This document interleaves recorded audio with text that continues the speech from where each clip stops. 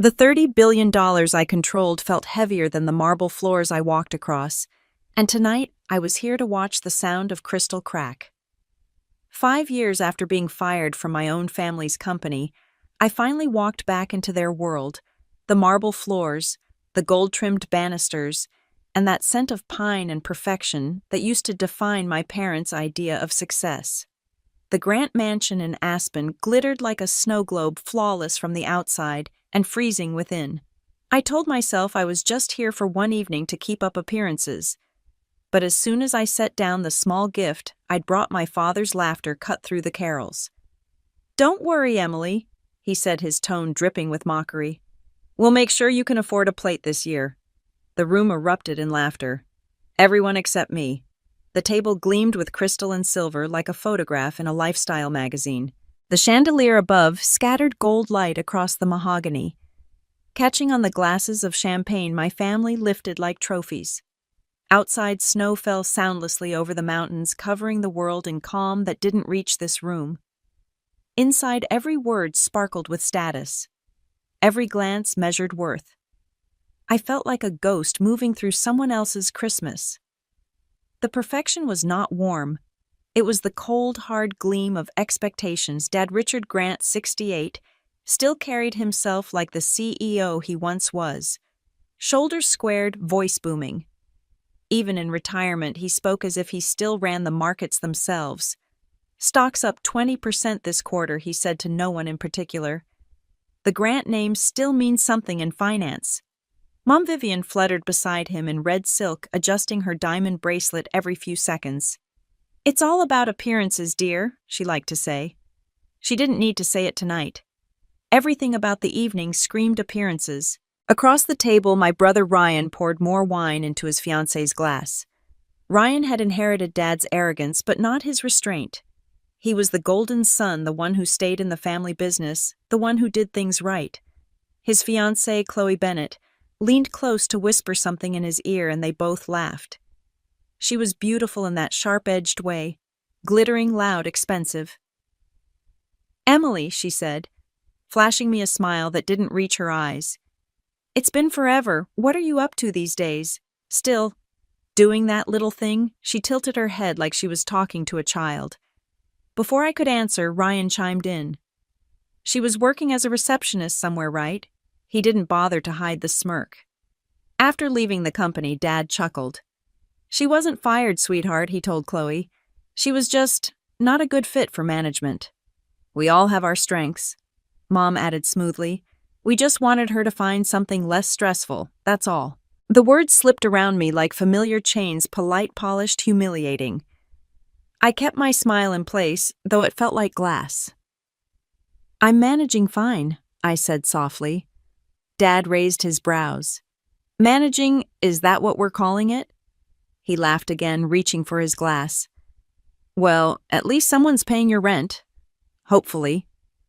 My fingers tightened around my napkin, but I stayed quiet. I'd learned the power of silence. Let them talk. Let them believe what they needed to.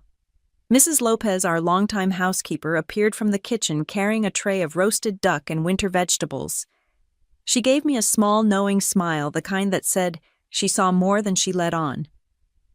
"Merry Christmas, Miss Emily," she whispered as she passed. I felt a warmth that had nothing to do with the fire crackling nearby. As the plates were served, Chloe leaned forward, her voice syrupy sweet. "You should have seen the guest list at Ryan's firm's Thanksgiving dinner. The mayor, a senator's wife, people who really made something of themselves." "Not everyone's into politics, Chloe," I said, still smiling. "Of course," she replied. "Some people just don't have the connections." Ryan laughed again, loud enough to make sure Dad heard. Mom sipped her wine. "It's all right, dear. Not everyone has to be successful. Some people bring other kinds of value to the family." That stung more than anything else.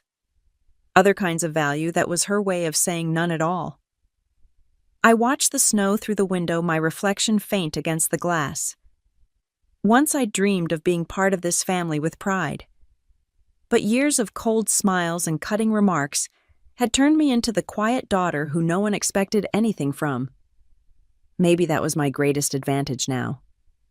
They'd never see me coming. Dad raised his glass again. A toast to the family, even the ones who can't handle real business. The laughter that followed filled the room like static. My heart tightened, but my expression remained still. I met his eyes and lifted my own glass. To lessons learned, I said, my tone calm even. Some of us take a little longer, but we catch up eventually. His grin faltered for half a second. Then he barked out another laugh. Just make sure those lessons pay the bills, sweetheart. Mom dabbed at her lipstick and murmured, Richard, really? But she was smiling too. In that moment, something inside me went perfectly still. The old me would have broken down, argued, begged for respect. But I wasn't that girl anymore. I reached for my phone beside the plate, pretending to check the time. The screen lit up with a single notification at the top. Aldridge Private Wealth, Ms. Grant, your transfer of $30 billion has been finalized. Congratulations on your new account status. I blinked once, then locked the screen and slipped the phone into my clutch. My pulse steadied. Not yet. Mrs. Lopez caught the flicker of movement. Our eyes met. I saw her confusion, then a dawning understanding. I placed a finger against my lips. She nodded almost imperceptibly and turned back toward the kitchen. The conversation at the table rolled on, empty and predictable. Ryan talking about shares. Dad analyzing the market, Chloe name-dropping the Forbes list she swore Ryan would make someday. You know, Dad said it's all about control. People who lose control lose everything. He glanced at me as if reminding me of my past. That's what happened when you left Emily. You lost your grip. I smiled faintly. Or maybe I just learned a different way to hold it. He frowned, uncertain if I'd meant it as a compliment or a challenge. Mom rose to refill her glass. Anyway, let's keep the mood festive, she said quickly. It's Christmas, not a board meeting. Of course, I murmured, still watching the snow outside. The grandfather clock struck 9, its deep chime echoing through the hall. The fire popped, scattering tiny sparks. Somewhere upstairs, the old piano began playing a soft carol Mrs. Lopez is doing, I was sure. For a moment, the laughter dimmed, and all I could hear was the ticking clock and my own breathing. I thought about the years I'd spent rebuilding my life, working 16-hour days, investing quietly while the world ignored me. I thought about every insult, every dinner like this, every time they'd looked right through me. And then I thought about the message glowing on my phone. They thought I came back broke and desperate. What they didn't know was that the woman they mocked over dinner owned more shares than all of them combined. I set down my glass, letting the crystal click softly against the table. The sound was almost lost beneath the music, but it made Dad glance up. For a second, our eyes locked, his full of pride and control, mine calm and unreadable. I smiled. Merry Christmas, Dad. He nodded dismissive, already turning back to his guests. But I didn't mind. Tonight was only the beginning. Outside, the snow fell thicker, covering the frozen world in white. Inside, the candles flickered over faces too sure of their power to see what was coming. I leaned back in my chair, my expression serene as the clock's final chime faded into silence. They thought I was their failure. But this Christmas, I was their lesson. 5 years earlier, the conference room at Grant Holdings had felt more like a courtroom than a workplace. The walls were glass, the air thin and cold. I'd spent 3 years working my way up from receptionist to project manager, dreaming of one day proving to my father that I could handle more than just his last name. Instead, I stood there, palms damp, as he flipped through a stack of papers that would end my career before it truly began. This report is embarrassing, Dad said flatly, not looking at me. Over budget, behind schedule, sloppy execution. I swallowed hard. The team had issues with the supplier. I submitted a proposal to, he raised a hand. Excuses don't balance numbers, Emily. Our clients don't care about reasons. They care about results. Around the long table sat 6 men in suits, all older, all silent. Ryan, my brother, occupied a seat at the far end. His tie immaculate, his expression unreadable. He'd joined the company a year before me, already climbing faster thanks to Dad's mentorship. I searched his face for any sign of support. There was none. Dad tossed the report onto the table. Grant Holdings doesn't reward mediocrity, not even in the family. You'll step down immediately. HR will handle your transition paperwork. For a moment, I thought I'd misheard him. You're firing me? He leaned back, arms folded. You'll thank me one day. Failure builds character, assuming you can afford to keep learning. A murmur of laughter drifted from someone near the window. I felt my face heat. Dad, I said quietly, I worked for this. You told me if I proved myself, I told you to earn it, he snapped. And you didn't. Mom had always said my father's worst habit was confusing control with love. I saw it clearly that day. He wasn't angry about the project. He was furious that I'd tried to lead on my own terms. The meeting ended without ceremony. Papers shuffled, chairs scraped back, and one by one they filed out. Ryan lingered. It's not personal, he said softly, though his eyes gleamed with triumph. Dad just expects perfection. Perfection or obedience? I asked. He smirked. Same thing here. By the time I reached the elevator, I was trembling. My entire life had revolved around that building, late nights, double shifts, endless attempts to prove I belonged. As the doors closed, I caught my reflection in the mirrored wall, tired, small, humiliated. I promised myself I'd never let them see me beg. I packed my office in silence. The receptionist, my replacement, offered an awkward smile. Mr. Grant said to wish you luck. Luck, the currency of people without power. Outside snow was falling just like tonight 5 years later. I walked 3 blocks before my legs gave out. I sat on a bench near the plaza, the December wind cutting through my coat. The city lights blurred through tears I hadn't meant to shed. My phone buzzed Mom. I almost didn't answer. Emily.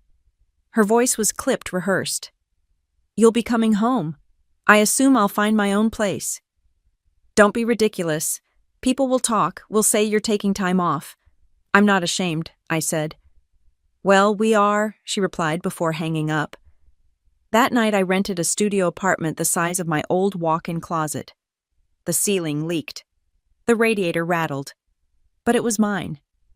I spent Christmas alone eating takeout noodles in the cold studio that felt miles away from the warmth of the Aspen fire. The Grant family photo appeared in the local business journal, Dad, Mom, Ryan, and his girlfriend smiling in front of the company tree. The caption read, "The family behind Colorado's most trusted investment firm." My name wasn't mentioned. The following months were survival in slow motion. I sent out resumes, took interviews that went nowhere. Every rejection email ended the same. We're pursuing candidates with stronger references. Stronger meaning approved by my father. My savings dwindled. I worked temporary jobs answering phones, managing schedules, anything that paid rent. People called me the broke daughter of the Grant Empire. It stuck. The lowest point came one snowy night in February. I stood outside Grant Holdings' glass tower watching lights still burning on the top floor. Ryan's office, probably.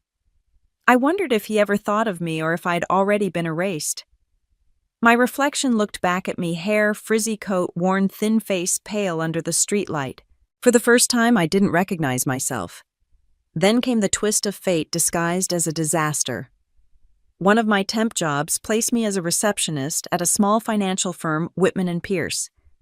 They handled clients the Grants would have sneered at tech startups, independent inventors, crypto investors, before crypto meant anything. I sat at the front desk, answering phones, taking notes, learning everything I could. Numbers had always made sense to me, even when people didn't. One afternoon, I overheard a meeting between the partners and a young entrepreneur from San Francisco. They dismissed him quickly, saying his digital finance concept was too risky. After he left, I found him downstairs at the cafe, pacing, furious. Sorry, I said, I heard what happened. Alex looked at me surprised. They don't get it. The whole financial system is changing and they're blind. I hesitated. Tell me about it. We talked for an hour, then another. By nightfall, he offered to show me his prototype, an app designed to decentralize global investment pools. I didn't understand all the code, but I understood the potential. He needed organization. I needed purpose. We became partners the following week. He named our venture Morningstar Capital. The next 2 years were chaotic, sleeping 4 hours a night, coding in cafes, pitching to investors who laughed at the idea of a young woman handling billions. But I'd learned from the grants people underestimate what they can't control. Every no became fuel. Every failure data. Slowly the numbers turned. 1 investor led to 5. 5 led to 50. By the 3rd year, our assets exceeded $2 billion. By the 5th, 30. I read about my father's company's decline in the Forbes newsletter last fall. Poor investments, shrinking returns, internal disputes. Ryan had taken over as acting CEO, but the stock was crashing. Grant Holdings down 40% this quarter. I almost felt sorry for him. Almost. That's when Aldridge Private Wealth reached out. Ms. Grant, your portfolio has qualified for elite client management. We'll assign you a dedicated banker. The irony was perfect. The daughter they'd mocked as broke had become one of their top clients. I stared at my reflection in the mirror that day, no longer small, no longer desperate. The same eyes but sharper now. The same name, but a new legacy. And yet when the Christmas invitation arrived this year, handwritten in Mom's looping script, something in me hesitated. Family Christmas Eve dinner. Aspen Estate. We'd love for you to join us. 5 years ago, I'd left that house in disgrace. This year, I would walk back wearing the same quiet smile. Not for forgiveness, not for closure, for recognition. They had bought my silence. Now I would purchase their attention. As I folded the invitation and slipped it into my purse, I felt the faintest tremor of anticipation. The time for silence was ending. They had called me broke. Soon they'd call me something else entirely. The envelope had been cream-colored, thick as money, sealed with the Grant family crest pressed in gold wax. I found it in my mailbox on a cold November morning, sitting neatly among bills and subscription offers. For a long moment, I just stared at it, the elegant script of my mother's handwriting curling across the front like it belonged to another century. Ms. Emily Grant. No dear, no warmth. Just a summons. Inside was a single card, handwritten, formal, and perfectly phrased. Family Christmas Eve dinner, Aspen Estate. We'd love for you to join us. Dad and I are eager to see you. Ryan and Chloe will also be there. RSVP appreciated. The words felt rehearsed, sanitized. Even the paper smelled like control.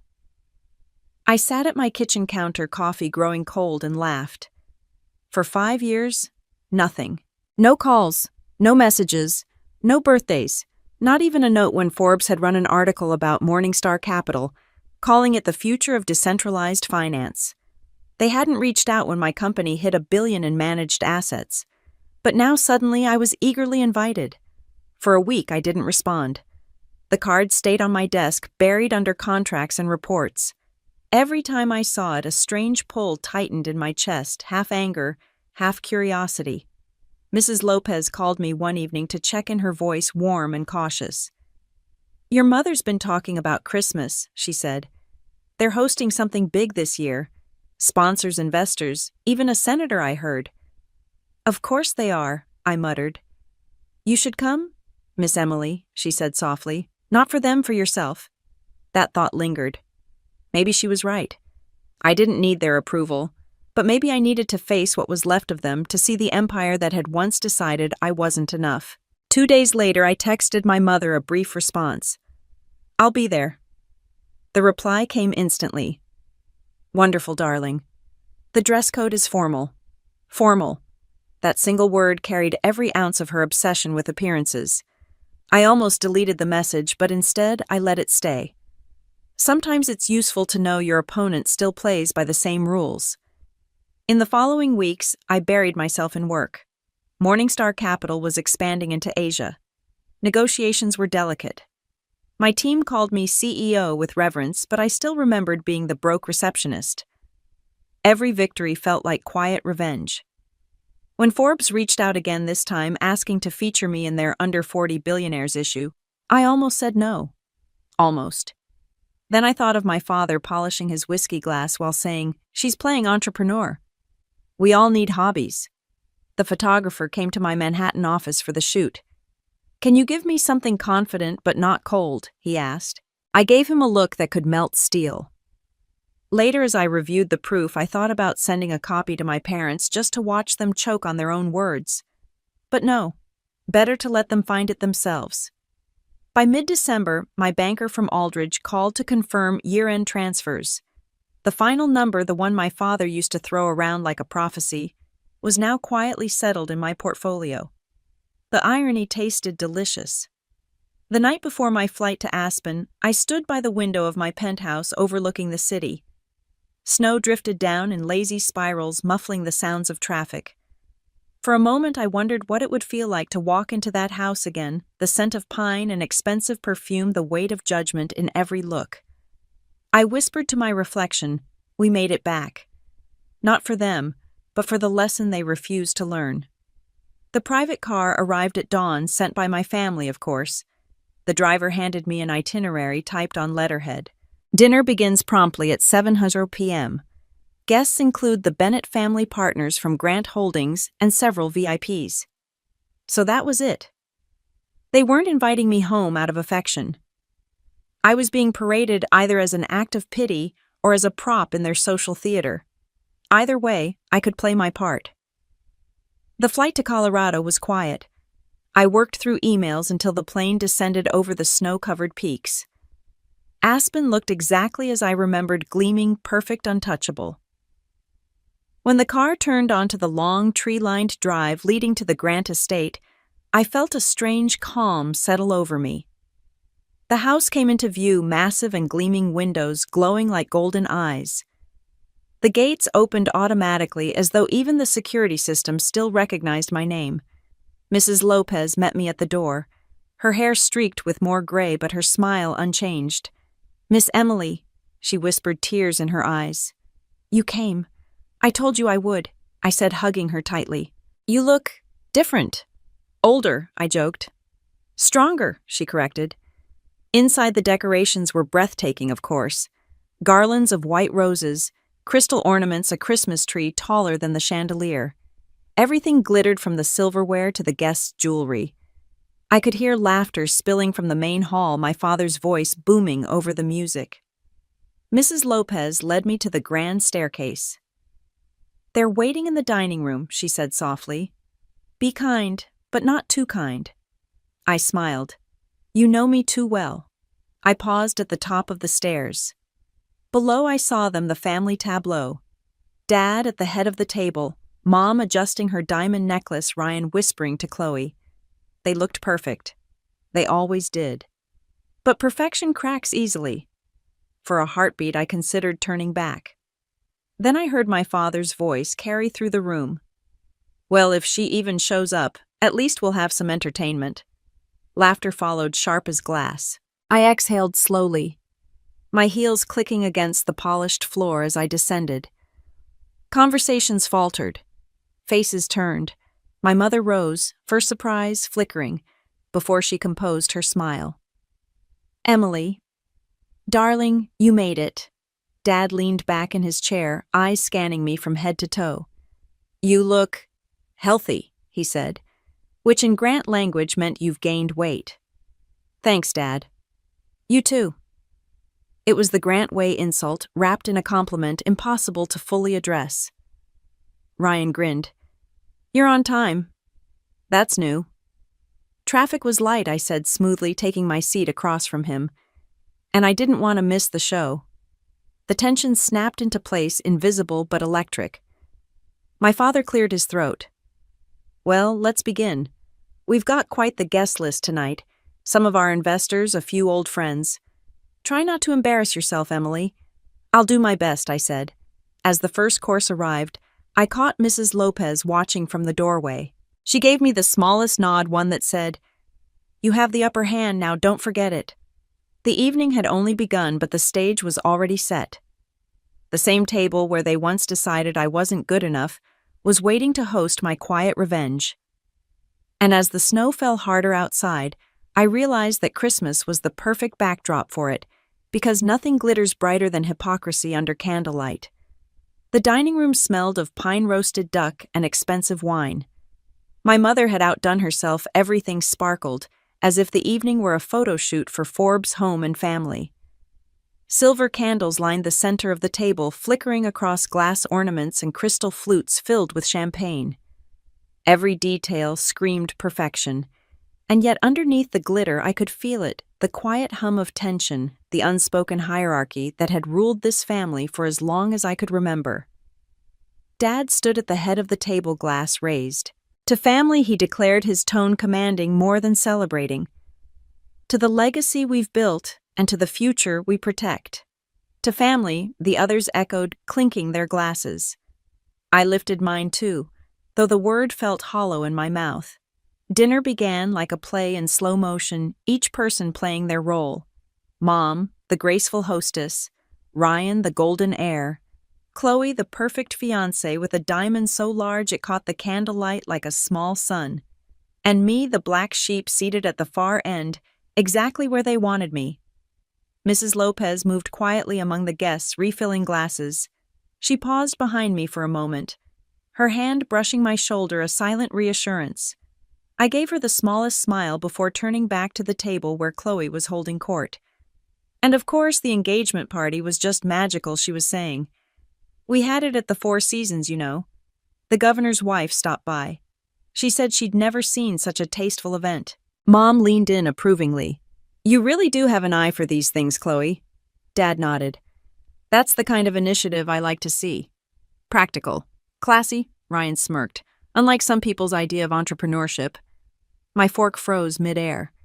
Some people, I asked mildly. He shrugged. You know what I mean. You always chase these side projects. Art, food, tech, whatever phase you were in that year. Chloe laughed softly. I think it's sweet. Everyone needs a hobby. Dad's laugh joined hers. Yes, as long as hobbies stay hobbies. Real wealth comes from tradition. From structure. Not from chasing fairy tales. The table went silent for a moment. The string quartet playing softly in the corner seemed to fill the gap between his words and my thoughts. I set down my fork, wiping my lips with my napkin. Tradition's valuable, I said evenly, but it's also how people get stuck repeating mistakes. Sometimes structure just means a prettier prison. Dad raised an eyebrow. Still quoting poetry instead of business reports, I see. Ryan chuckled. She does that when she's nervous. I didn't answer. Instead, I reached for my wine, letting the ruby liquid swirl. So Ryan, I said lightly, how's the family business? I read that Grant Holdings stock dipped again this quarter. The smile dropped from his face. Temporary, he said quickly. Market fluctuations. We're restructuring, Dad added sharply. The media exaggerates. We're fine. Of course, I said, feigning concern. I just hope you didn't take too many risks with derivatives this time. Those can be unpredictable. The look he gave me could have frozen the room. You wouldn't understand, he said curtly. Leave the numbers to people who actually manage real portfolios. I smiled. You'd be surprised what I manage. Mom stepped in before he could respond, her voice sweet but firm. Let's not turn dinner into a board meeting. Ryan, tell us about your honeymoon plans. He launched into a description of private villas in the Maldives, a yacht, a custom champagne partnership with some brand he couldn't even pronounce. Chloe giggled, chiming in with details. I listened, half amused, half detached. The money talk was supposed to intimidate me, to remind me where I ranked. But if they had any idea who signed the quarterly investment reports for half the brands they bragged about, their laughter would have died mid-sentence. Dessert arrived, a chocolate soufflé dusted with gold leaf. Mom insisted it had been flown in from New York that morning. Nothing but the best, she said proudly. I glanced toward Mrs. Lopez, who caught my eye again, clearly fighting a smile. Chloe leaned forward. So, Emily? She began tilting her head. What do you do now? Still, freelancing? I dabbed my lips with my napkin. Something like that, Ryan laughed. She probably runs an Etsy store for holiday candles. Dad joined in. At least candles can't bankrupt a company. I set my glass down. Not yet, I said softly. But give me time. They thought it was a joke. They laughed louder. Across the table, I noticed a guest I hadn't expected, a man in a navy suit with a polite smile and the posture of someone accustomed to high rooms. My father introduced him casually. Between courses, "This is Charles Denning, our new investment consultant. He's helping us with international holdings." Charles nodded. "Pleasure to meet you all." Our eyes met briefly. There was recognition there. He knew who I was. More importantly, he knew what I was. Aldridge, Private Wealth's senior account manager. My banker. He gave no sign of it, of course, but as he adjusted his napkin, he gave a nearly imperceptible nod, a silent understanding. I looked away, hiding a smile. Dad's voice pulled me back. "So, Emily, tell us, do you plan on getting serious?" "Settling down serious about what?" "About life," he said, gesturing vaguely. "A job, a man's stability. You're 31 now, aren't you? That's a dangerous age to still be figuring things out." "Dangerous," I repeated the word, rolling on my tongue. "Interesting choice." Mom gave a nervous laugh. "He just means you deserve comfort, dear." "Oh, I'm comfortable," I said. Chloe raised an eyebrow. "In New York? On a receptionist's salary?" Ryan snorted into his drink. I looked directly at her. "You'd be amazed what I can afford these days." The silence that followed was sharp and sudden. Dad broke it with another laugh, though it sounded forced. Always the dreamer. I let the conversation drift again, pretending to be distracted by the snow outside. Every word they said fed into the same illusion that I was still the failure they'd decided I was. And that illusion was my greatest weapon. When dinner ended, Mom stood clapping softly. "A toast," she announced, "to family success, past, present, and future." Glasses rose again. I lifted mine last, letting my gaze move slowly from Dad to Ryan to Chloe. "To future success," I said, "and to surprises along the way." He frowned sharply, searching my eyes for the joke. "Don't be ridiculous, Emily. You never could finish anything you started."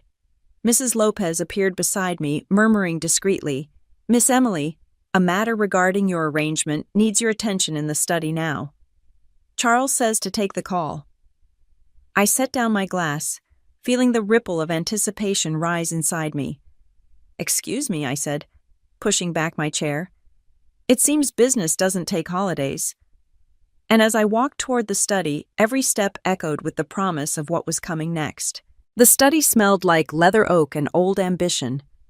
My father's trophies lined the shelves, framed awards, stock certificates, family photos that didn't include me.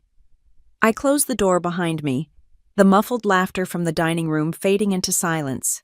The lamp on the desk cast a pool of amber light over the polished surface where I used to sneak in as a child to read business magazines I wasn't supposed to touch.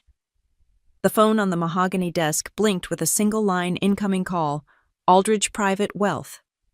I picked it up. "This is Emily Grant." "Good evening, Ms. Grant," said the voice on the other end, steady, precise, unmistakably professional. "This is Andrew Collins from Aldridge. I hope I'm not interrupting your holiday." "Not at all," I said, glancing at the door. "What's the update?" He hesitated just long enough for me to know he understood where I was. "Your new accounts have been finalized," he said carefully. "Total assets now verified at $30 billion. We've transferred your holdings under the Morningstar Global Fund as requested." I smiled, the kind that no one else could see. "Perfect timing." Andrew paused again as if debating whether to continue. "Also, I was informed that Charles Denning, our senior consultant, is attending your family dinner tonight. Shall I assume that was intentional?" My eyes flicked toward the hallway where I could hear faint clinking and laughter. "Let's just say the universe has a sense of humor." He gave a small laugh. "Understood. He'll maintain discretion." "I have no doubt." We exchanged a few final formalities before I ended the call. The moment the line went dead, I let out a breath I hadn't realized I'd been holding. 30 billion.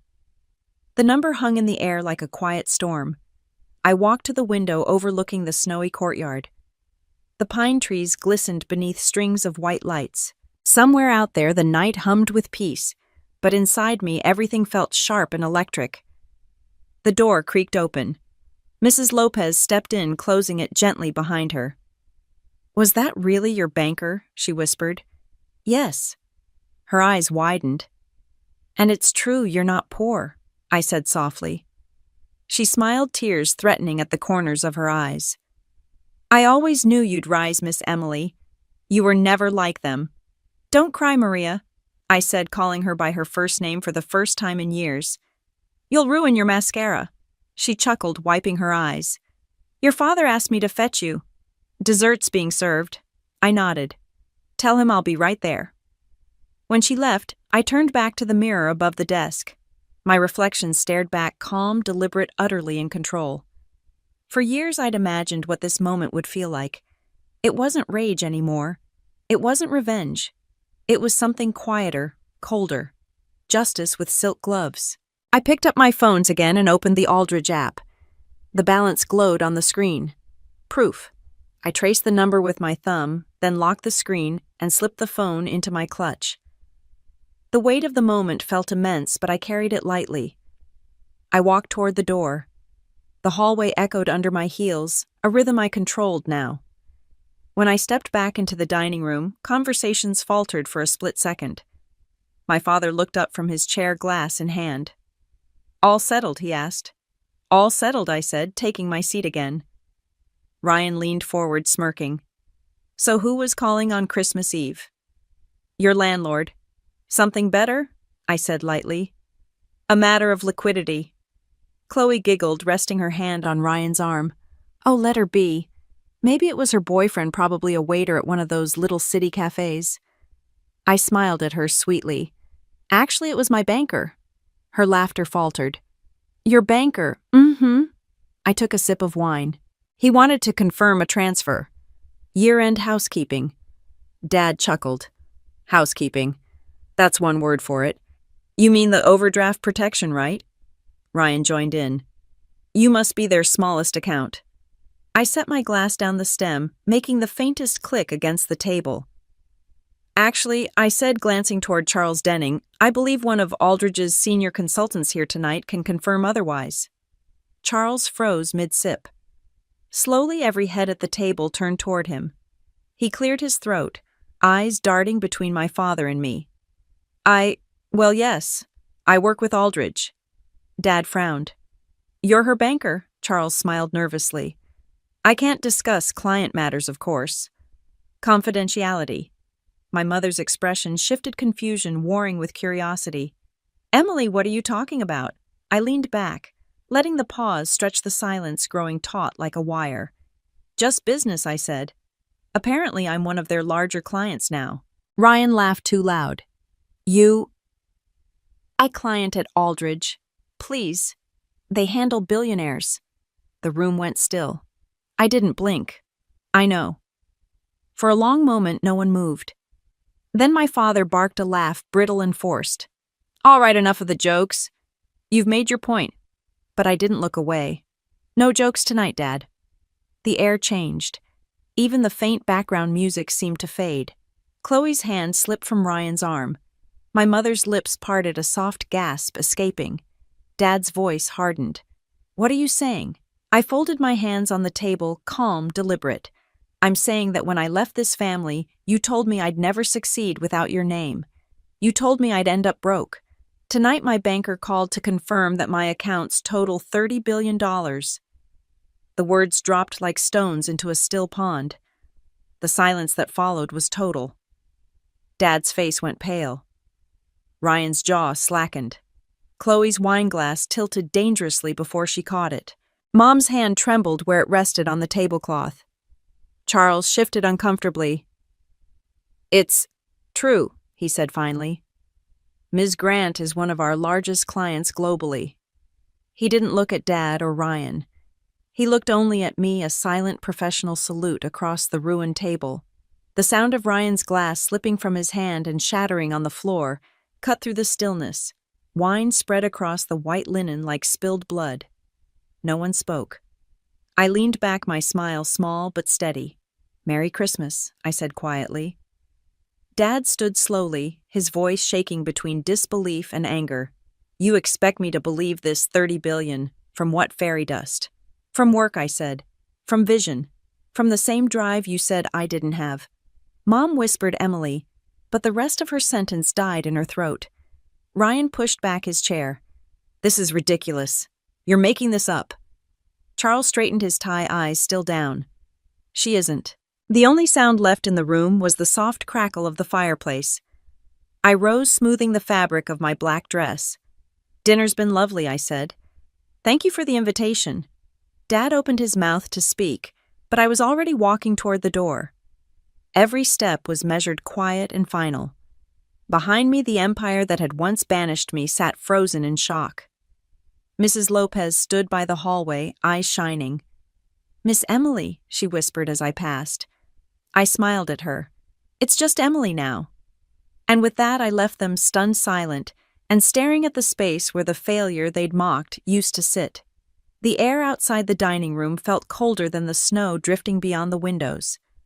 I walked down the long marble hallway toward the foyer, the sound of my heels echoing off the walls like the punctuation to a sentence none of them had expected to hear. My hand trembled only slightly as I reached for my coat from the rack, adrenaline, not nerves. Behind me, muffled voices began to rise, a confused blur of anger, disbelief, and fear. Emily. My father's voice bellowed from the dining room. I didn't stop. Don't you walk away from this conversation. I turned slowly, deliberately. He stood framed in the doorway, red-faced, his pride stripped bare. The rest of the family hovered behind him, Ryan pale and stiff. Mom wringing her hands. Chloe looking like she wanted to vanish into her sequins. I think the conversation's over, I said quietly. Dad's jaw tightened. You don't show up here after 5 years and humiliate us with some ridiculous story about money. 30 billion, do you expect me to believe that I didn't ask you to believe it? I replied. I simply stated a fact. Ryan stormed forward. You're lying. There's no way. You probably paid that banker to say it. Charles Denning appeared behind them, his voice composed but strained. Actually, Mr. Grant, I assure you she isn't lying. Aldridge doesn't falsify financial statements. Ms. Grant is indeed one of our top-tier clients. My father spun on him. And you brought this up tonight. At my table? Charles's professionalism cracked for the first time. Sir, I had no idea this was your daughter. I was invited here as a consultant. I found out only moments ago. The words seemed to hang there, the truth too large for the room to contain. Mom finally spoke, her voice thin and trembling. Emily, why didn't you tell us all this time? I met her eyes.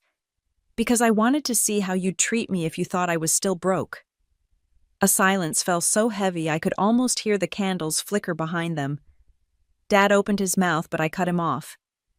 Do you remember what you said 5 years ago? You dismissed me because you thought failure was reserved only for the weak. You wanted me to break. His face hardened. That was business. No, I said, stepping closer. That was cruelty. You humiliated me in front of your board because you thought breaking me would make you feel powerful. You didn't want a daughter, you wanted another reflection of yourself. Ryan's voice cracked through the silence. You could have told us. You could have. What? I interrupted. Give you a piece of it. Let you manage my portfolio like you mismanaged your own. You're still trying to save the company, aren't you? You're desperate for an investor. His face flushed crimson. How did you... I read the quarterly reports, I said. Your stock's in freefall. Your board's threatening to remove you. The same people who once applauded you for firing me are now planning your exit. Dad's breath hitched, the color draining from his cheeks. You think you can just walk in here, and I already have. I turned ready to leave again, but my mother stepped forward, her voice trembling. Please, she said softly. Don't leave like this. She reached out, her fingers trembling, trying to grasp my arm. We were wrong, she whispered. All of us. We didn't know what you were doing. We thought... Her voice broke. We thought you'd failed. I exhaled slowly. You didn't care if I failed. You cared that I embarrassed you. Tears filled her eyes, but I didn't let them move me. Years of silence couldn't be erased by one apology wrapped in fear. Chloe cleared her throat, her voice shaky. Emily, you have to admit, it's shocking. Nobody just becomes a billionaire out of nowhere. People do, I said, when they're not busy hosting cocktail parties about legacies. Ryan glared at me. You always thought you were better than us. No, I said. I just stopped letting you convince me I was worse. The room fell silent again. For once my father had nothing to say. He stood there, shoulders squared, but gaze unfocused like a man watching the world he built crumble grain by grain. Emily, he said finally. His tone measured but hollow. If what you say is true, then you should understand what it means to protect a business, to protect a family. You can't hold on to resentment forever. I'm not resentful, I said. I'm realistic. And I know the difference between family and people who only love you when you're useful. He flinched as if I'd struck him. I turned back toward the door, my coat draped over my arm. Enjoy your Christmas, I said. Consider this my final appearance in your little production. Wait, Mom called out, her voice breaking. Please, Emily, we want to make things right. I paused my hand on the doorknob. Do you? Yes, she said. We can start over. You're still our daughter. The word still caught me like a shard of glass. You don't get to rediscover your daughter only when she's rich. Ryan muttered something under his breath, probably another insult, but I didn't bother to listen. I pushed open the door and stepped into the hallway, the warmth of the house fading behind me. Mrs. Lopez was waiting by the entrance, her eyes full of quiet pride. You did what you needed to do, she said. I did, I said softly. And now it's done. She hesitated, then pressed something into my hand, a small silver cross on a thin chain. You left this here when you moved out, she said. I kept it safe. Thought you might need it again someday. I closed my fingers around it. Thank you. I slipped the silver cross into my pocket, the metal already warm against my palm. As I stepped out onto the porch, the cold night air hit me like a clean breath. Snowflakes landed on my coat, melting instantly. The world outside the mansion was still endless white under the moonlight. I looked back once through the frosted window. I could see my family frozen at the table, stunned and wordless, a portrait of power undone. My phone buzzed again, another message from Andrew Collins. Confirmed transfer completed. Happy holidays, Ms. Grant. I smiled. Happy holidays, I whispered to myself. When I reached my car, I paused before opening the door, glancing once more at the glowing windows behind me. For years that house had defined me, a prison built of expectation and condescension. Now it was just another building full of people who finally saw me clearly, maybe for the first time in their lives. I rolled down the window slightly, letting the cold air sting my face. It felt like freedom.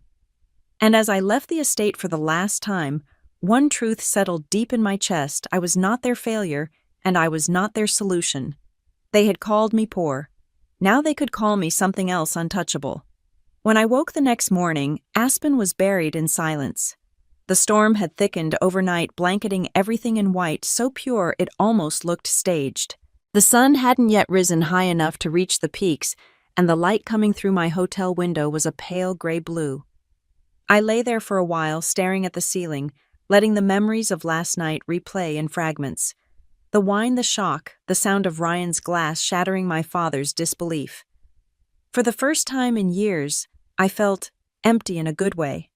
Like the space inside me that had once been filled with anger and old wounds was finally clean. It wasn't joy, not exactly.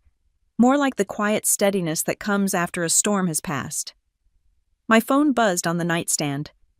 One unread message from an unknown number. Emily, this is Charles Denning. I wanted to apologize for what happened last night. Your composure was exceptional. Regarding Aldridge, the senior management is already asking about a strategic partnership if you're open to a meeting after the holidays. I smiled faintly. Grace, that wasn't what last night had felt like to me. It had felt like justice wearing silk gloves. Still, I typed back, thank you, Charles. Tell Aldridge I'll reach out after the new year. And thank you for your discretion. The next message came seconds later from Mom. Please call me. I stared at the words for a long time.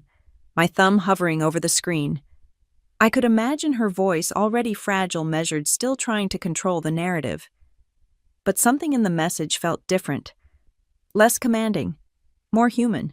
I made coffee and stood by the window, watching the snow drift lazily across the parking lot. Eventually, I sighed and called. She answered on the first ring. Emily, yes. Her voice trembled slightly. Are you still in Aspen for now? I wanted to say, I'm sorry. For everything. There was silence on my end. I could hear the faint clinking of silverware in the background, the soft murmur of servants cleaning up the wreckage of last night's dinner. I know I wasn't a good mother to you, she continued.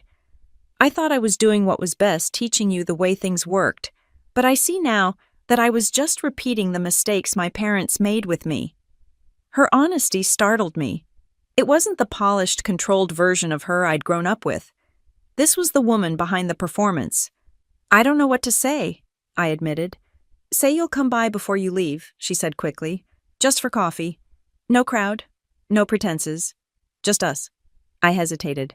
And Dad? He's not himself today, she said carefully. He's been in his study all morning. Of course he had. Pride doesn't break easily. It cracks, then hides. All right, I said finally. I'll stop by at noon. When I arrived, the mansion looked almost peaceful under the blanket of snow. The drive had been plowed, the walkway lined with lanterns. Mrs. Lopez met me at the door, her smile a quiet mix of pride and concern. Your mother's waiting in the conservatory, she whispered. Your father hasn't spoken a word since you left. The conservatory smelled like citrus and pine. My mother sat near the window in a cream sweater, her makeup softer than usual. A pot of coffee steamed between us, and for a moment, neither of us spoke. You look tired, she said gently. I slept fine. Better than your father, then, she murmured, pouring 2 cups. He stayed up until dawn. I think he's trying to convince himself it's all a misunderstanding. That sounds like him, I said. We sipped our coffee in silence for a while, the snow outside glowing brighter as the sun broke through. Finally she spoke. You built something extraordinary, Emily. I don't pretend to understand all of it, but I saw the articles this morning. Forbes, Bloomberg, Business Insider. Your name is everywhere. I raised an eyebrow. You read Forbes now? She smiled weakly.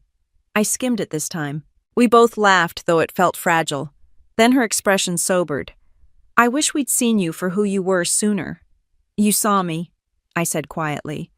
You just didn't like what you saw. She didn't deny it. Maybe we were afraid. You always reminded your father of what he couldn't control, and that frightened him more than he'd ever admit. I studied her face, the fine lines near her eyes, the way she looked smaller, somehow softer. For the first time, I felt a flicker of empathy. You could have stopped him. I tried, she whispered. You think I didn't? But your father's world runs on dominance, not reason. Her words settled between us, heavy but true. We sat in silence again until Mrs. Lopez appeared at the door, her expression hesitant. Mr. Grant wants to see Miss Emily. He's in his study.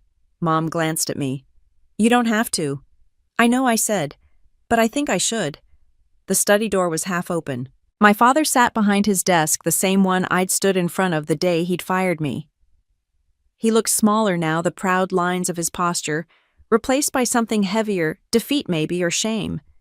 He didn't look up when I entered. I suppose you've come to enjoy the view from the high ground, he said. I closed the door behind me. I didn't come to gloat. He exhaled, his voice rough. Then why are you here? Because you're still my father, I said simply. That made him look up. His eyes were red, tired, but still sharp. You humiliated me last night. No, I said softly. You humiliated yourself. I just stopped pretending it wasn't happening. He flinched at that. For a moment, he looked like he might yell again, but instead his shoulders slumped. You sound like your mother, he muttered. I'll take that as a compliment. He gave a low, humorless laugh. You think you're better than me now? I don't think I'm better, I said. I think I'm free. That shut him up. I stepped closer, resting my hand on the edge of his desk. You taught me that money was the ultimate power. But the true power is the ability to walk away from that money, and you don't have it. I do. That is the lesson I learned the hard way.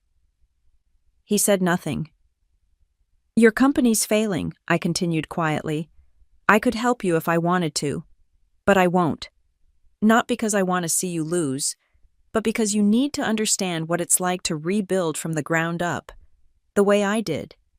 And when you realize you can't, I might be here to watch the bidding war. He stared at me for a long time, his expression unreadable. Finally, he nodded once, slowly, painfully. Maybe you're right. It wasn't an apology, but it was the closest thing to one he'd ever given. When I walked back through the conservatory, my mother stood waiting. How did it go? Better than I expected, I said. Outside, the snow had stopped. The sky had cleared into the kind of blue that only comes after a storm, cold, sharp, breathtaking. I pulled my coat tighter and smiled faintly. I had walked into that house once as a daughter, desperate for approval. Now I was leaving it as a woman whose greatest asset was not $30 billion, but the freedom to turn her back on the house that had once defined her. 3 days after Christmas, my phone buzzed nonstop. News of my family dinner revelation had somehow leaked into the world beyond Aspen. I suspected someone from the guest list, maybe one of my father's investors, maybe even Chloe, who had the discretion of a goldfish with Wi-Fi. Either way, the story had spread like wildfire. Disowned daughter turned billionaire. Outsmarts family at Christmas dinner. I should have been angry, but I wasn't. If anything, I was amused. The version of events circulating online was almost cinematic, embellished, dramatized, completely lacking nuance. But for once, I didn't need to correct the narrative. Let the tabloids have their story. I had mine. Still the calls came, journalists, network producers, old acquaintances, who suddenly remembered my number. I ignored them all until my assistant at Morningstar, Clara, called from New York. You're trending on every major platform, she said, breathless. Hashiga billionaire daughter has 50 million views. Lovely, I said dryly. Just what I wanted for the holidays. Clara laughed nervously. There's also talk that Grant Holdings' board might be looking for a bailout investor. Some are saying they might approach you. I went silent. The irony was almost too perfect. That night, as snow continued to fall outside my Aspen hotel, I opened my laptop and skimmed through financial reports. She was right. Grant Holdings was hemorrhaging cash. Stock down 30% since October. Internal documents hinted at layoffs. It was in every sense a crumbling empire. And my father was still clinging to the wheel. I closed the laptop and poured myself a glass of Cabernet. The thought lingered. Should I save them? I could easily. One wire transfer and the company would stabilize. But at what cost? To my pride, my peace. The next morning, I got my answer when Ryan showed up. He arrived unannounced, wearing a tailored coat and an expression that tried to balance arrogance with desperation. I saw the exhaustion behind his eyes before he even spoke. Nice place, he said, glancing around my suite. Bigger than I expected. Still smaller than your ego, I replied, finally looking up. He gave a hollow laugh. You've always been good at insults. And you've always had bad timing. What do you want? He sighed, rubbing his temples. Dad doesn't know I'm here. But things are bad, Emily. The company's weeks away from losing major contracts. Investors are spooked. The board is restless. I finally looked at him. So you came here to what, beg? His nostrils flared. To make an offer. I leaned back amused. An offer. Go on. He pulled a folder from his briefcase and slid it across the table. A proposal. You invest in Grant Holdings. In exchange, we give you a controlling share. You'd effectively become CEO. I blinked. You're asking me to take over the family company? He hesitated. To save it. The irony was so sharp I could almost taste it. The same company that fired me in front of half of Denver's financial elite, the same one Dad said I wasn't good enough to represent. Ryan's jaw tightened. We made mistakes. He made mistakes. But you have to understand this isn't just about business. Hundreds of employees depend on us. I stood and walked to the window, the snow outside dazzlingly bright. And suddenly you care about people below your pay grade. He bristled. You think you're better than us now? I turned. No, I just think differently. That's why I'm standing here, and you're here asking for help. For a moment the mask slipped and I saw the boy he used to be, the one who'd sneak me cookies during Dad's lectures, who once told me I was the only person in the family who really listened. Then it was gone, replaced by calculation. If you don't help us, Grant Holdings collapses, he said flatly. Our name goes down in ruins. Our name, I echoed. You mean Dad's name? The one he used like a weapon? He looked away. He's still our father. Yes, I said softly. But he's not my responsibility anymore. He took a breath, frustration radiating off him. At least think about it. You can turn this into a legacy, one that's yours, not his. I studied him for a moment. You're not wrong, I admitted. But legacy means nothing without integrity. Tell me, Ryan, if I buy this company, who do you think I'll keep? He blinked. What do you mean? I mean, I said, stepping closer. Do you think I'd keep the same board that laughed when I was fired? The same executives who cheered when Dad called me unfit for leadership? I read the filings. Your debt-to-equity ratio is upside down and your covenants are shot. Your board is moving to activate Clause 2.1 involuntary termination. He went still. I smiled faintly. No. If I take over, I rebuild it from the ground up. And I start by cleaning the house. He swallowed hard. So that's a yes? That's a maybe, I said. I'll think about it. But not for you, for the people your father never saw. Ryan nodded, his pride struggling to stay intact. Fine, I'll tell him. He turned to leave but stopped at the door. You know, he said quietly, Dad's been reading articles about you all week. He won't admit it, but he's proud. I looked at him steadily. Pride means nothing without respect. After he left, I sat back down and stared at the folder. A proposal. Control, power. The old Emily would have jumped at the chance to prove herself, to show them she could fix what they'd broken. But the woman I'd become knew better.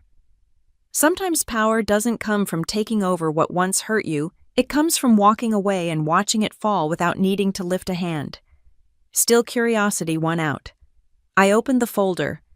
Inside were financial statements, graphs, and a single handwritten note in my father's familiar scrawl. I know I do not deserve this. If you help do it for the name we built, do not mistake control for strength. For the first time in years, I didn't feel anger when I saw his handwriting. Just exhaustion. Maybe he finally understood what I'd been trying to show him all along, that family built on control isn't family at all. I closed the folder and poured another glass of wine. Outside, the snow had stopped, and the first light of dusk glowed soft and gold over the mountains. Tomorrow I'd call my lawyer and Alex. We wouldn't stage a takeover. We would execute a surgical acquisition, a quiet purchase of distressed assets under the Morningstar umbrella. They didn't need to know I'd save them. They just needed to learn what it felt like to be saved by someone they once called worthless. As the fire crackled in the hearth, I allowed myself one last thought before letting it all go. Revenge wasn't about destruction. It was about restoration. And in that sense, I was already winning. The morning the buyout was finalized, New York was still half asleep under a gray winter sky. My office sat on the 42nd floor of the Morningstar Tower, glass walls, opening onto a skyline that had become my new kind of cathedral, cold, glittering alive. I stood by the window, coffee in hand, as Clara read the final update from my legal team. It's done, she said, her voice trembling slightly. Alex confirmed the transfer minutes later. Grant Holdings is officially under Morningstar control. I didn't answer immediately. I watched the city instead, the way light crawled up the buildings, reflecting in waves across the river. The world kept moving, indifferent to the fact that one empire had just fallen and another had quietly taken its place. Clara hesitated. Do you want me to inform the press? No, I said. Not yet. She blinked. You don't want the announcement? I shook my head. Some victories don't need fireworks. She nodded, understanding me the way she always did, and slipped out of the room, leaving me alone with the silence. I thought about my father, about Ryan, about that night in Aspen when the word billionaire had broken something open in all of us. It would be so easy to call them now, to let the news slip into conversation like an afterthought. By the way, I own the company you tried to destroy me in. But that wasn't who I was anymore. I poured the rest of my coffee down the sink and opened my laptop. There was still work to do, contracts to review, departments to restructure, lives to consider. Because this wasn't just revenge anymore. This was rebuilding. At 11 sharp, I called the new executive team into the boardroom. They were a mix of old and new people who'd stayed loyal to Grant Holdings through its collapse, and the sharp, hungry minds I'd recruited from Morningstar. Let's be clear, I began standing at the head of the table. This is not a merger. This is a reinvention. The Grant name will remain, but it won't stand for power or status anymore. It'll stand for opportunity. There were nods around the room. Some skeptical, some inspired. We're converting 30% of operations into the Grant Foundation, I continued. Our focus will shift toward funding small business grants, women-led startups, and renewable energy ventures. Profit will still matter, but so will purpose. A murmur of surprise rippled through the group. One man, a senior analyst who'd been with my father for decades, cleared his throat. That's ambitious. Some might say radical. Good, I said simply. If it doesn't scare you, it's not worth doing. By the time the meeting ended, the energy in the room had changed. People were smiling again. There was movement, hope, things my father's boardroom had never known. That night, long after everyone had gone home, I stayed behind in my office. The city below glowed like an electric heartbeat pulsing with millions of stories I would never know. I picked up the phone and dialed a number I hadn't used in years. It rang twice before he answered. Emily, hi, Dad. He exhaled slowly, as if the sound of my voice had been both expected and dreaded. I wondered when you'd call. I wasn't sure I would. I suppose you got what you wanted. Control. No, I said. The time for winning is over, Dad. I did it because your failures shouldn't punish those who relied on you. He let out a rough laugh. Always the moral one. Someone had to be. Another long pause. Then softly, your mother's been asking about you. I know. She called last week, and Ryan, he's figuring things out, I said carefully. He came to me for help. My father snorted. Of course he did. Always looking for a way out. Maybe he's finally learning accountability, I said.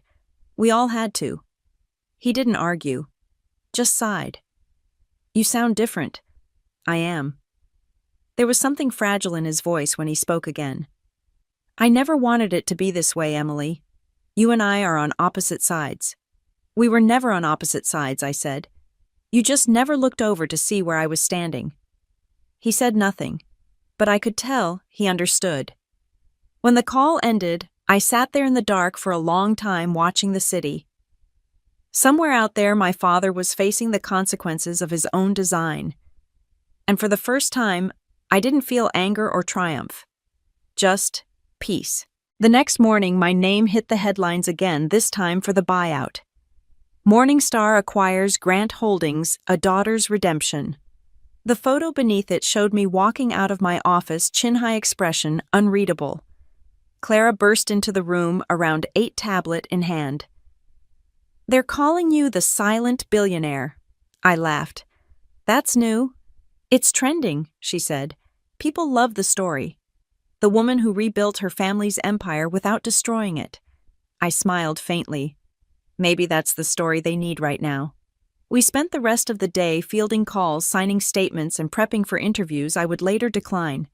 By the time evening fell, my head was pounding. I turned off my phone, grabbed my coat, and slipped out into the freezing air. Outside, the city was alive, honking cars, street vendors closing up shop, steam rising from the grates. I walked aimlessly past the Rockefeller tree, still half lit, past people taking pictures of themselves under twinkling lights.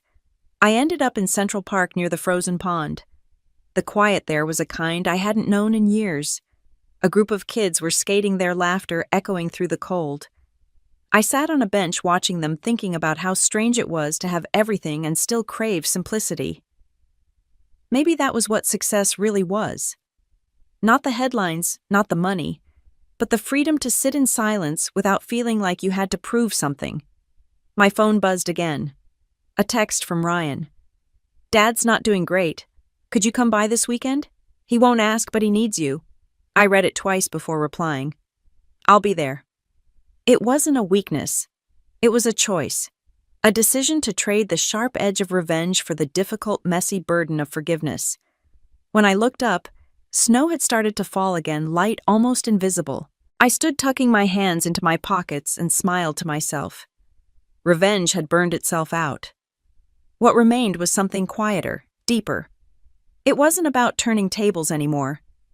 It was about learning to leave them behind. By the time the television lights hit my face, I wasn't nervous anymore. Not the way I had been 5 years ago, standing in front of a boardroom full of men waiting for me to fail. This was different. This time, the power was mine. The studio was colder than I expected, spotlights blazing, but the air conditioning turned high to keep makeup from melting under the heat. The producer gave me the countdown, in 3, 2, 1, and then the red light blinked on. "Good evening, everyone," the anchor began. "Tonight on the Money Hour, we have a very special guest, Emily Grant, the CEO and founder of Morningstar Capital, the visionary behind one of the fastest-growing private investment firms in America. Emily, thank you for joining us." "Thank you for having me," I said, my voice calm, measured. "You've been in the headlines quite a bit lately," she continued. "From your historic acquisition of Grant Holdings, your family's former company, to your new philanthropic initiative, the Grant Foundation. How does it feel to be at the center of it all?" I smiled slightly. "Surreal mostly, but also inevitable." She tilted her head. "Inevitable." "Yes," I said. "Because the moment they decided I was disposable, they ceded control over my future. What followed was simply logical and therefore inevitable." The producer behind the glass smiled. The anchor leaned forward, sensing a moment. "You mentioned once that your family's disapproval was your greatest motivator. Do you still feel that way?" I paused, letting the silence breathe before answering. "No. They weren't my motivator. They were my mirror. They showed me what I didn't want to become." The anchor's eyes flickered with surprise. "That's powerful. Can I ask, have you spoken to them since the acquisition?" "Yes," I said quietly, "and it wasn't about business." She nodded, clearly wanting to press, but too professional to pry. "Fair enough. Let's talk about Morningstar. You've managed to grow it into a multi-billion-dollar enterprise in less than 5 years. What's your secret?" "There isn't one," I said. "Just consistency, humility, and the courage to start over when everyone thinks you've failed." We talked for 20 minutes about business, about leadership, about the future. And then just before the segment ended, she asked the question I knew was coming. "What would you say to that younger version of yourself?" she asked softly. "The one who was fired by her own family and told she'd never make it." I looked straight into the camera. "I'd tell her that being underestimated is the best gift anyone can give you, because when no one believes in you, you're free to believe in yourself without limits." When the red light finally went off, the studio fell quiet, except for the shuffling of papers.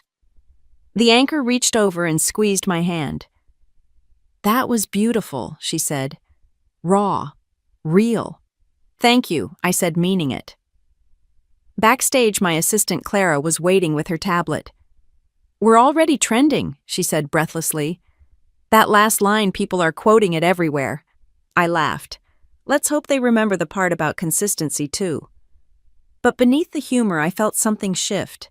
The interview hadn't just been a broadcast, it was a declaration, a closing of a chapter that had defined too much of my life. As we left the building, the night air hit me like a wave of clarity. Manhattan glittered in the distance, alive and indifferent. Paparazzi lights flashed briefly, but I didn't stop. I'd spent too long living under other people's lenses. When I got home, I found an envelope waiting on my kitchen counter, delivered by hand. No name. Just the faint scent of cedar and tobacco. The kind of cologne my father used to wear. Inside was a handwritten note. Emily, I watched the interview. You were magnificent. I don't say that lightly. You made me proud tonight, truly proud. I know I have no right to ask anything of you, but if you have the time, your mother and I would like to see you. Sunday dinner. No agendas. No business. Just family. I hope one day you can forgive me. I never truly saw you until now. Dad. I read it 3 times, each word heavier than the last. My father had never written me a letter before. He dictated memos, barked orders, made pronouncements, but never written. Sunday dinner. The same setting where it had all begun. I poured myself a glass of wine and stared at the skyline through my window. For years I had dreamed of that kind of recognition, of hearing him say he was proud. Now that I had it, it felt different, smaller, like a memory I'd already outgrown. Still, something in me softened. Maybe it was time. Maybe the story isn't over yet. The next day, Morningstar's communications team called to confirm the interview's success. Forbes wants a follow-up, Clara said. They're calling you the most influential woman in American finance. I smiled faintly. Let them call me whatever they want. I know who I am. That afternoon, I met with the advisory board for the Grant Foundation. The conference room buzzed with energy as we outlined our next project, a nationwide mentorship program for women in business. Imagine, I said, if every woman who's ever been told she's not enough could hear from someone who's been there, someone who made it anyway. The room fell silent for a moment, then broke into applause. When the meeting ended, Clara pulled me aside. You know, Emily, she said quietly, you're changing more than just companies now. You're changing people.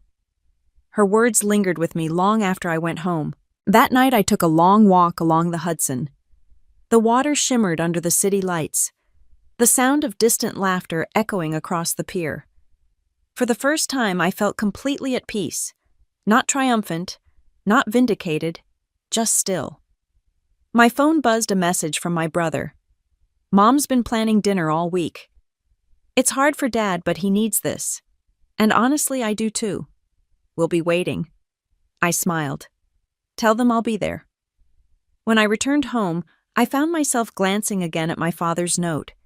His handwriting looked fragile, uncertain, like he'd been afraid I wouldn't read it. For years I'd believed that power came from wealth, from winning, from proving people wrong. But standing there alone in my quiet apartment, I realized something else entirely. Real power was peace. It was the quiet certainty that the girl who was fired had finally become the woman who was free. It was the ability to choose forgiveness without surrendering your dignity, to walk back into the room where you once broke and know that this time you don't need to prove anything at all. Sunday couldn't come soon enough. When I pulled up to my parents' house that Sunday evening, the world was dipped in twilight. The last streaks of sun painted the snow in gold and rose, and for a moment the mansion looked almost kind. I hadn't been here since Christmas, the night everything changed. The same stone steps, the same grand doors. But the air was different now, calmer. Mrs. Lopez opened the door before I could knock, her face lighting up with a warmth that almost undid me. Ms. Emily, she said, her voice trembling. It's so good to see you again. It's good to be back, I said softly. Though I admit this feels strange. She smiled knowingly. Good strange, I hope. I handed her my coat, the scent of cinnamon and roasted herbs wafting from the kitchen. Your mother's been fussing since morning, she whispered conspiratorially. And your father? Well, he's been quiet. Nervous, maybe. Nervous, I said with a faint laugh. Now that's new. When I walked into the dining room, I almost didn't recognize it. The table, once a battlefield of tension and ego, was set simply, a linen runner, crystal glasses, candles flickering low. My mother stood near the fireplace wearing a soft navy dress instead of her usual armor of couture. My father was at the head of the table, posture straighter than his years, allowed a hint of uncertainty flickering across his face. Emily, he said. Not coldly, not formally. Just my name. Dad, I replied, nodding. My mother stepped forward and kissed my cheek, her hand lingering on my arm. You look wonderful. So do you. For a moment it felt almost normal, like time had folded and we were just a family again. But beneath it all was a current neither of us could ignore, the awareness of everything that had been said and everything that hadn't. Dinner began quietly. Ryan arrived late as always. His fiancée, a warm, grounded woman named Lila, by his side. He and Chloe had ended things months ago quietly after the fallout from that Christmas. She greeted me with an ease that diffused the tension instantly. Finally, the famous sister, she said, smiling. I've heard about you nonstop. All lies, I hope? I replied, earning a laugh from her and even a reluctant grin from Ryan. We sat, and for a while, conversation drifted easily. My mother asked about the foundation's programs. Ryan mentioned a new startup he was advising. The clinking of silverware filled the pauses that once would have been filled with judgment. It wasn't until after the main course, a roasted lamb with rosemary, that my father finally spoke in earnest. I saw your interview, he said quietly. The one on the Money Hour. I set down my glass. I figured you might have. You were... He hesitated, searching for the right word. Extraordinary. The silence that followed was heavy but not uncomfortable. He took a sip of his wine, then continued. I won't pretend it was easy to watch. To see what you've become without me. But I've been thinking a lot about something you said, that power isn't control, it's freedom.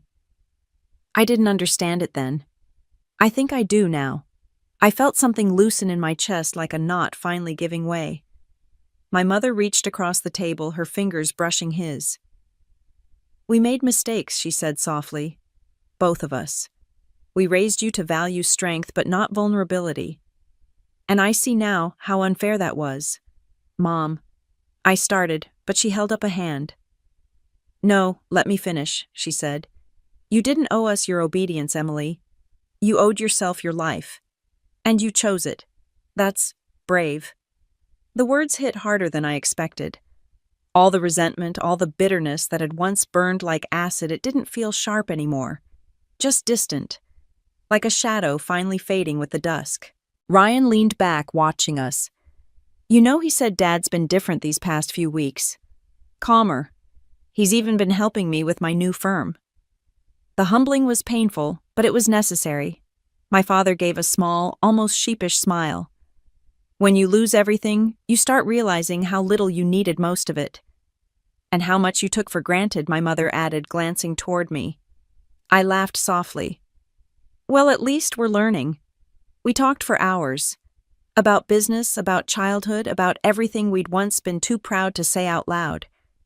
My father shared stories from his early years, failures I'd never heard about, fears he'd never admitted. My mother told me about the first time she'd met him, how she'd mistaken his arrogance for confidence. Even Ryan confessed how terrified he'd been watching the company collapse, knowing he'd have to face the truth about who we'd all become. It was strange healing, but strange. Like rediscovering an old song you'd once loved, but forgotten the words to. When dessert came, my mother excused herself and returned with a small box. She handed it to me with both hands, her voice trembling. This belonged to your grandmother, she said. She wanted you to have it when you were ready. Inside was a locket, simple gold worn smooth by years of touch. My grandmother, the only other Grant woman who had dared to pursue her own career, always knew I was different. Inside 2 pictures, my grandmother as a young woman and me at 5 years old, grinning with ice cream on my chin. I thought you'd lost this, I whispered. I kept it, my mother said. Even when things were difficult. I knew one day we'd find our way back. I closed the locket and held it tight. Thank you, I said, my voice breaking. My father cleared his throat. You've done more for this family than you realize, Emily. You gave us a second chance. No, I said quietly. You gave yourselves one. I just stopped standing in the way of it. For a long moment, no one spoke. Then Ryan lifted his glass. To second chances. To grow, my mother added.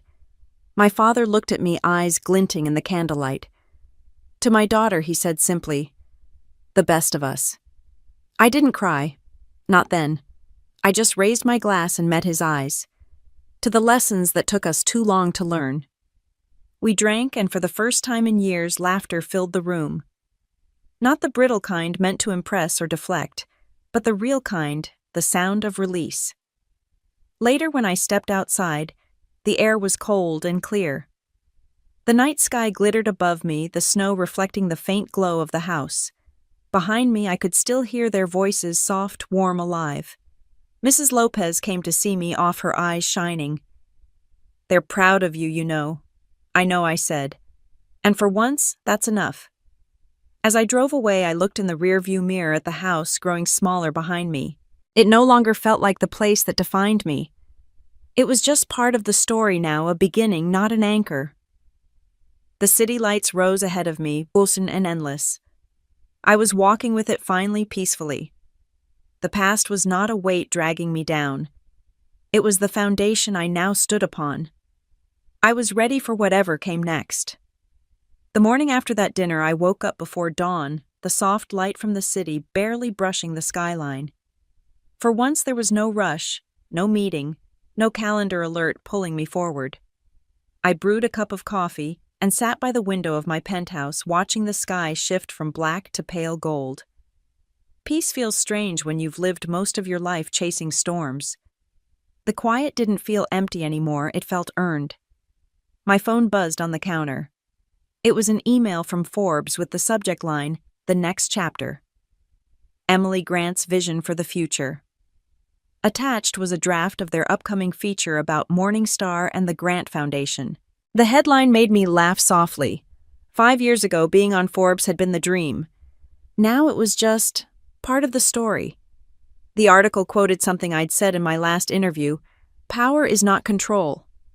It's the ability to build without fear." I sipped my coffee, reading those words again.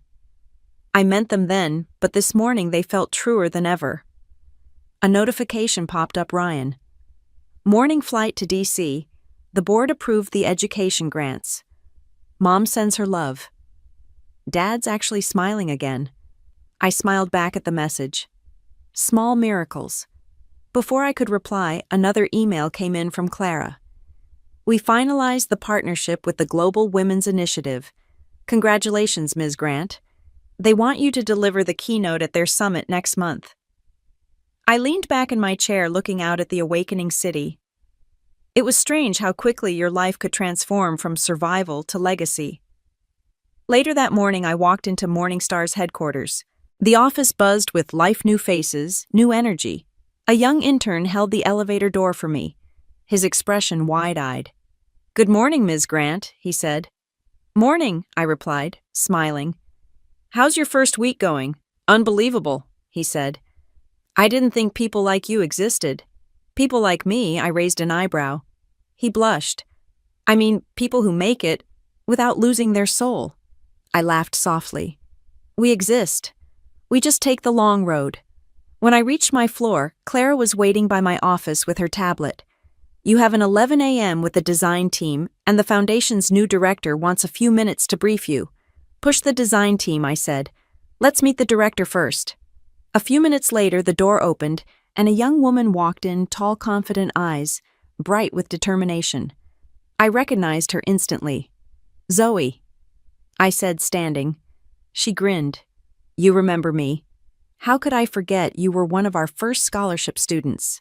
And now she said, still beaming, "I'm running your foundation."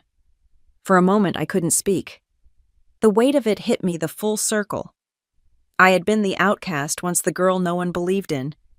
And now standing before me was someone whose life I'd helped change.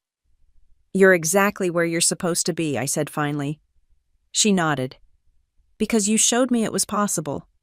We spent the next hour discussing her plans, expanding mentorship programs, creating startup grants for single mothers, developing a new leadership pipeline for underrepresented founders. She spoke with fire, with purpose, the same way I used to when I was her age.